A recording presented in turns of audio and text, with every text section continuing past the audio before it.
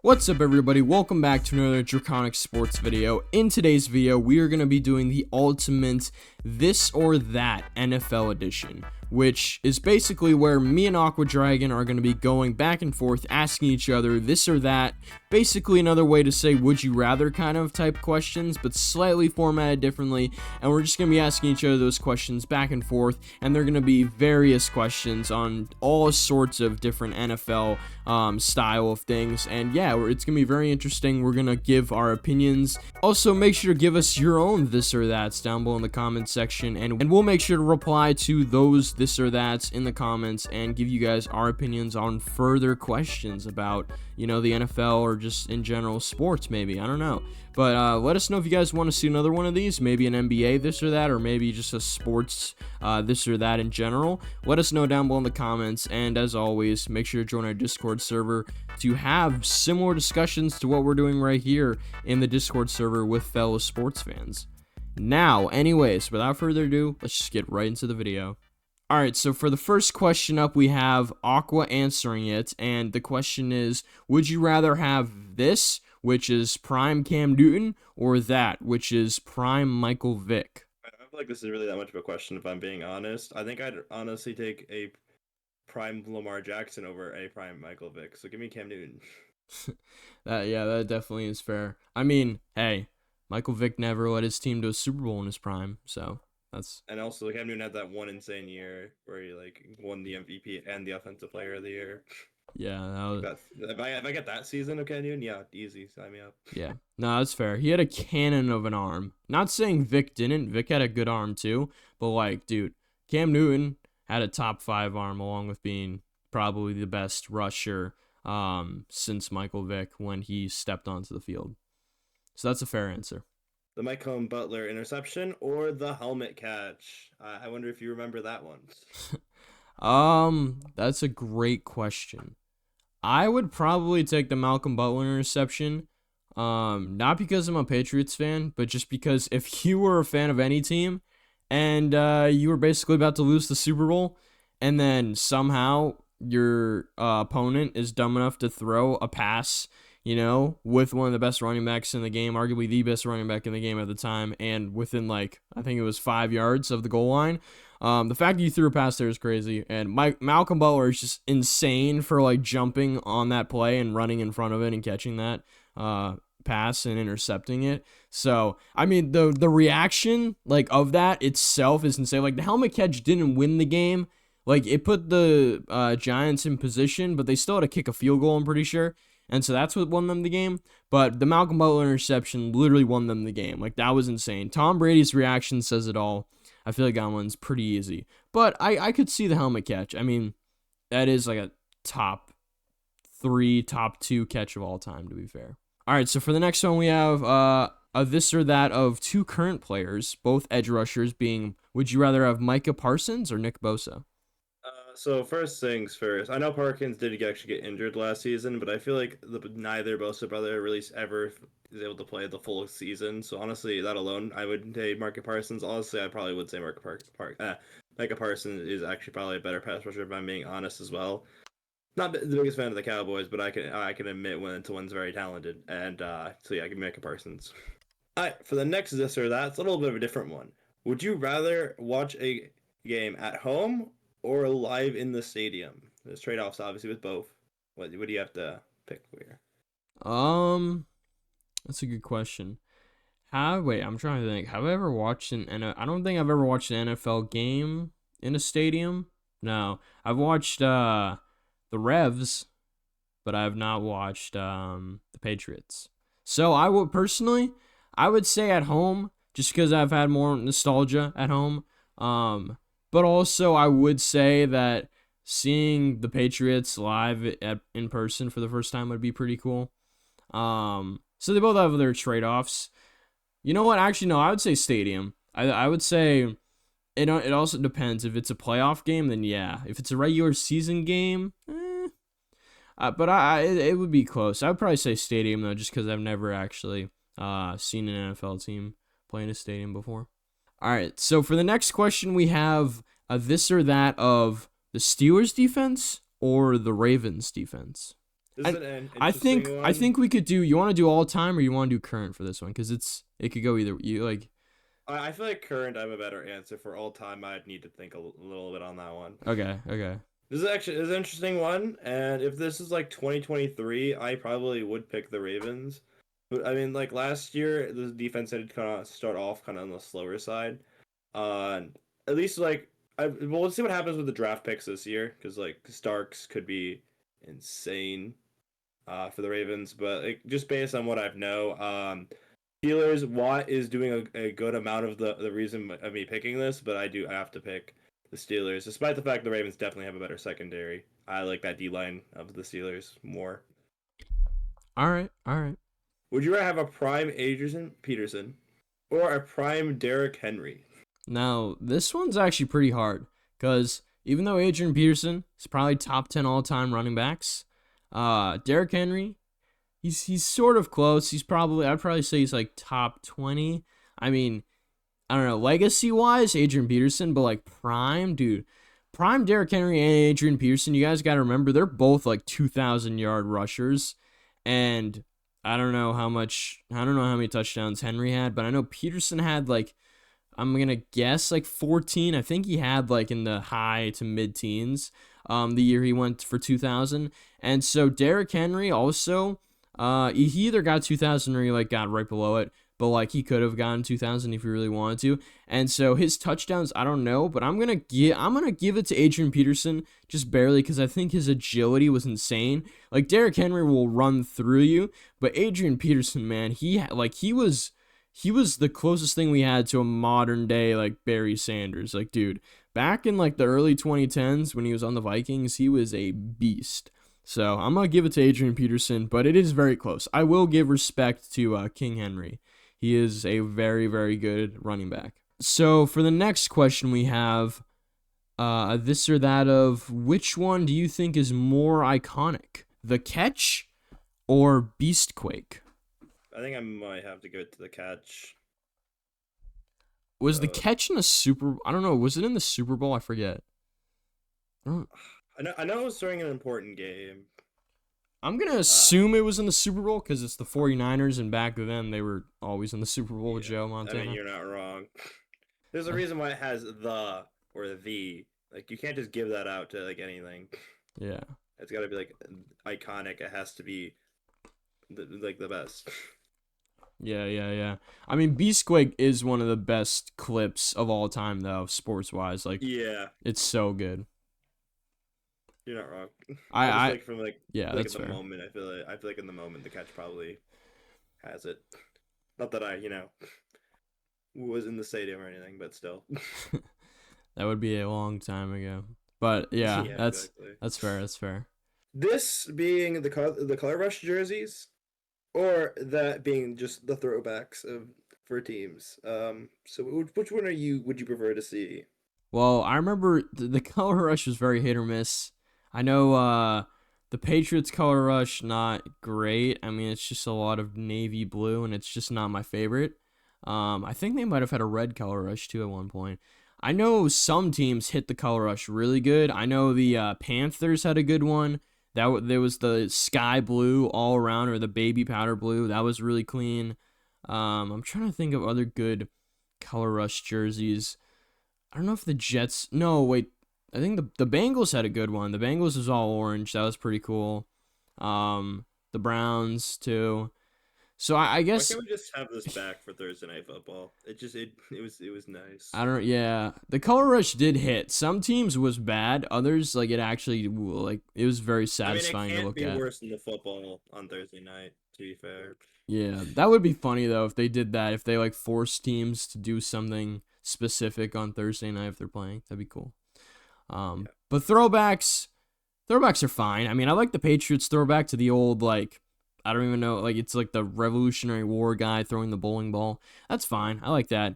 Other teams throwbacks, I don't really I can't think of a classic one off the top of my head besides the Patriots one. I like the Patriots throwback. So I'd probably say throwback just barely.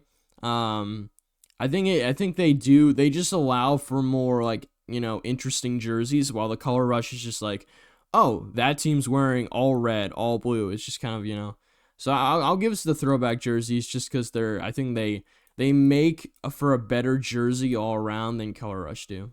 All right, for our next question, this being an invite to the Pro Bowl, obviously this is like for a player.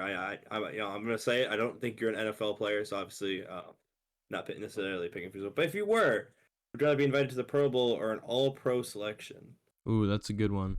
I'd probably say an all pro selection just because a Pro Bowl invite probably, I mean, sometimes it can mean you're not even like participating. You're just kind of there. You don't participate that much. All pro, it's like, dude, you're an all pro. It means like you're like top 20, top like 30 in your position. That's pretty good. Like that's pretty crazy. I mean, that means like you're an automatic starter as long as you're being an all pro. It means like you're an automatic starter for any team in the NFL. So that's pretty good. Pro Bowl invite, it's like, this guy made a Pro Bowl, like, but you know didn't play. It was a backup. Like, does it really count? So I would say all pro. But I can see the like the the path to choose Pro Bowl over all pro. But I think all pro just it's better for a resume. All right, so for the next question we have, I think this is going to be an announcer-based question too. I don't think this is going to be career, just because they're both current announcers, and you'll see what I mean in a sec. The this being Tony Romo or the that being Troy Aikman? Who do you think is a better announcer? I've had some really bad announced Lions games by Tony Romo, so I think I kind of have a bias against him. But hey, at least I don't have to hear Chris Collinsworth glazing Mahomes for the 13th time a game. Yeah. Yeah, give me Detroit over Romo. Would rather have a huge contract on a mid team, so like something middling. We're talking about like the last 2 years, not last year's, but the 2 years before, like Saints level of mid, or average. Anyway, you're getting like about average for your position, but you're on a Super Bowl contending team. Ooh, that's a good question because that's what most NFL players have to choose nowadays. It's like, do you want to be on like, the Eagles and get paid average, or do you want to be on, like somebody like the Jets and get paid one of their highest salaries, So it's like, I mean, at the end of the day, being on a bad team, you're not winning, but you are kind of doing what you love and playing football and getting paid a lot. No, I would probably say average pay on a Super Bowl contender because at the end of the day, you're still getting paid a lot of money to do what you love and play the sport that you love. And you actually are in like a winning culture type of mindset. Like you're going out there thinking you can win every single game. And you're not like the Jets or the Saints or the, I don't know, like the Jaguars. You're not going out there thinking, holy crap, we might get destroyed by this team today or whatever. So I'd probably say the latter for this one, just because it makes more sense career-wise and just overall. But if you want a big payday, I mean, sure, go for it. But at the end of the day, I think being on a contender and having that winning mindset's better than, the money. All right, so for the next question we have the this being a backup quarterback for 10 years or the that being a starter for 3 years and being forgotten as a result. Honestly, being a backup for 10 years just seems like a good thing because obviously, like, you're forced to obviously be ready to play, right? While being a backup. But you also don't necessarily have to put as much stress on your body as maybe a starter would. So in theory, like you'll probably end your career with obviously not nearly as much pay, maybe as like a starter if there was like a really high end starter for the 3 years. But I just like the longevity and like I said, just being be around. Also, like you might even like if you're a backup for 10 years, you can still like I said, you're probably gonna be able to do stuff still. I mean, I feel like if you're a starter and forgotten after 3 years, I feel like it has to be from injury almost certainly. Yeah, like a So like a Carson Wentz kind of. Yeah. yeah, so I think I have to take it back up just for the assumption of how you'd fall off after 3 years because like even a running back you're gonna get more three than 3 years out. Yeah. That's yeah, I would agree. I mean, it's kind of like a Brian Hoyer type of thing, or I can't even think of any. Ryan Fitzpatrick, I guess. Like Ryan Yeah. Fitzpatrick, I mean, he's more famous than guys like Carson Wentz or others. He might even be more famous than somebody like Derek Carr or Kirk Cousins, just because he's been a backup and everybody knows him. You know what I mean? So Next oh, up we have a trick play for a touchdown, like a flea flicker, something around the lines of that, or a goal line stand, like the other team went for it on fourth and goal, and they didn't get it, and you get the ball back. We're talking like that kind of thing.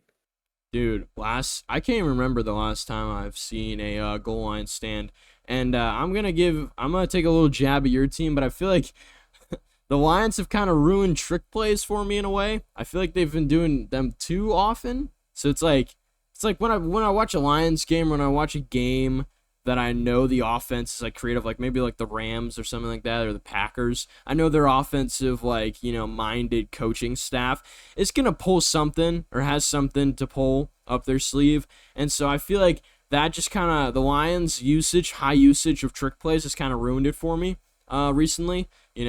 Hopefully I will regain my love for trick plays. But for right now, I'd say goal line stand. Because the last time I remember seeing a goal line stand, it might have been like when, I don't even know, when like Tom Brady was the quarterback for the Patriots. Like, seriously, I can't remember the last time. And goal line stands are just so hype. Because that means like your defense was like genuinely locked in. Like your defense was just straight up better players than the entire offense. So that's like actually a flex. Next up, we have the this being mobile quarterback or the that being pocket passer. I want to take this as not necessarily pocket passer having literally no mobility whatsoever. Like, not quite like a golf. I'm assuming like like being able to like move or in the pocket a little bit, but still primarily pocket passer. Yeah, like a Jordan Love kind of.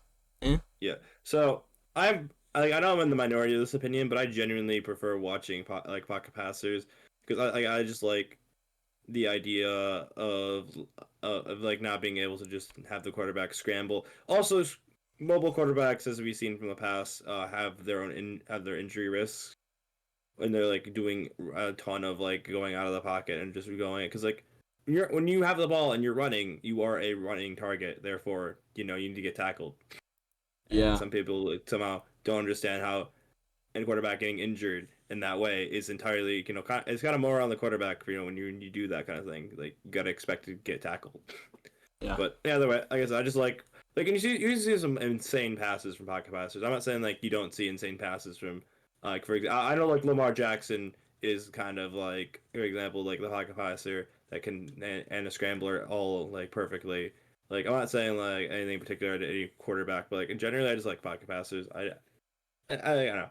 It also just like it also makes the running back matter more. I feel like, and I always I'm biased towards running backs, to be honest. All right, for the next question, a little bit of a different, not quite league is the right word, but different level of competition with this one. Sunday night NFL, Sunday night football, or Saturday night college games. Sorry, this one's gonna be a pretty easy one, but NFL Sunday. I don't know. I've never seen the hype of college Saturday. I mean, maybe one day when I have my own kids and they're playing football or they're playing a sport, I'll see the hype of like college sports and watching them as like a 40, 50-year-old dad with like a beer. But like right now, I don't know. I just can't see it. I don't see the appeal necessarily to watching or to spending your Saturday watching college ball when you could just spend your Sunday watching actual professional ball and then do whatever you want on Saturday and not stay glued to the TV. I don't know. It's just it feels like a more complete like weekend routine in my opinion, but hey, that's just me. All right, so for the next question, we have the this being a snow game or the that being the Thanksgiving Day game, or I should say a Thanksgiving Day game because there's technically like two. There's three. I would know too much as a Lions fan how many there are nowadays. Yeah. So this is a kind of a hard one to answer, because and I feel like the answer is gonna be obvious. I do love snow games; they're awesome. But the issue is that Thanksgiving, the Lions play every year, so yeah, give me Thanksgiving, I guess. For all right. Well, I guess that's the bias, and you can't really do anything about that. As for the next one, for this or that, this being winning a game on a field goal, walk off kick, or a 2 minute TD. It's kind of funny because the Patriots have a really good history of both of these with Adam Vinatieri. In the first Super Bowl, and I think maybe the third one against the Panthers or the second one against the Panthers might have been a walk-off game-winning field goal. I don't remember, but I know the first one was. So Adam Vinatieri, clutch, love that. And then the 2-minute drill, of course, Tom Brady with the Falcons, and then with a bunch of other games throughout his career. It's really close. I I don't know. I actually don't have a straight up answer for this one. I'm just trying to think like which would I rather be more. I'm gonna base this off like which would I be more hyped off of, and I'd probably say a 2-minute drill, just because those I feel like give a lot more those are a lot more iconic in the history of the NFL. Even though game winning field goals are cool, unless it's like a double doink or something like that, or something crazy where it's like doinking and then goes in. Unless it's like that, it's not that wild. And also unless it's like from 60, 50 yards out. Otherwise, it's just not that impressive because everything within like 50 yards is usually just a practice kick for a kicker. And so a 2-minute drill, that's hype. I feel like that's a lot more hype, so I probably have to go with that. And yeah, that's probably the Tom Brady fan coming out, just because he's so good at that. So, all right. So the next this or that question we have is based off the overtime rules, being the current rules, and that old sudden death. I definitely take the current one over the old, just because I don't know, being able to end it off on just a field goal is kind of lame. Like I like obviously like the playoff rules a little more. That got adapted now. So like I said, I'm fine with the current one. I mean, I think it'd be more interesting if we would have asked like my opinion on like college versus NFL overtime. But yeah, current ones I'm fine with. So that's my answer. This being a comeback win, like the Vikings over the Colts, or a complete domination like the Lions did to the Jaguars this year. All right. Well, you didn't have to do that to the Jaguars fans.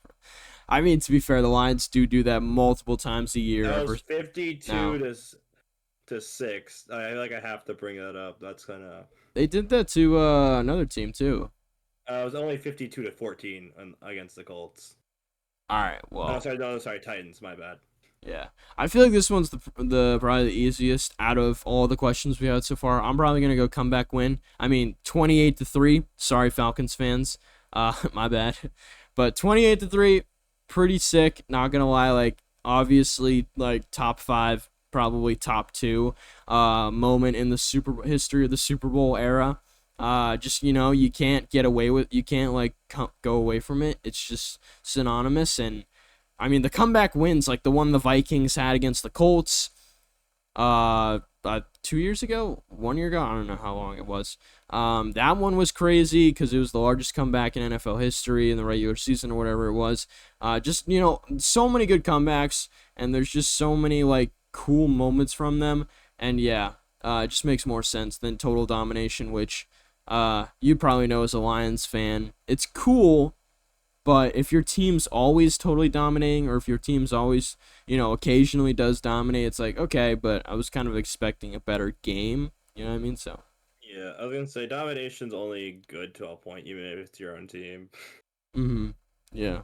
All right, so for one of the last questions we have here, we have the this being offensive genius, or the that being a defensive guru or mastermind. So, with this one's interesting. But I feel like the league and based on how things are going, it's like bias. Have to be biased towards offensive genius, just because how the league works is if you have an offensive genius at coordinator, he's going to be poached, no matter what. He will be poached. Yeah. So I can't have a defensive mind head coach because, like I said, the offensive coordinator is just going to get poached. Whereas a defensive mind, it normally takes time. Plus, a lot of I will say defensive coordinators have worked out less good than offensive coordinators as head coaches, it seems, in recent history. Obviously, D'Amico Ryan's being like the biggest exception off the top of my head, but like it's been kind of rough for the defensive play callers, coaches. Yeah, you're not wrong. All right, and for the final this or that of this video, like I said, feel free to comment your own. Would you rather have an aggressive play call or control the clock and the end of a game? Ooh, it's a good question. I know Bill Belichick has always been the control the clock type of guy. He definitely practiced that in his free time. Aggressive play calling, though, hey, Dan Campbell, Sean McVay, two coaches that come to mind. Very good at that aggressive play calling style. Very entertaining to watch, but also very aggravating when it doesn't work out. Like the Lions did in that fourth down, 2 years ago now? 2 years ago now in the championship game. So, I mean, heartbreaking when it doesn't work out. Really, really cool when it does. It's so 50-50. I'll probably have to go clock control just because the aggressive play calling, it's just the swing of the pendulum on that one is just too high for me to justify like choosing that and then seeing it in action and then having it not play out. So I'd rather go clock control. It just makes more sense, and it makes your coach seem a lot more logical to the media and to the fans and to everybody else. All right. So that's going to do it for this video, guys. Thank you, everyone, so much for watching this or that video, NFL edition. We appreciate it so much. Make sure to leave a like and subscribe down below if you haven't already, as always. And also, again, make sure to comment down below your own this or that's, as we'd love to read them and respond. Make sure to join the Discord server, as always, to interact with fellow sports fans. And yeah, we will see you guys next week for another video. Peace out. Bye. Bye.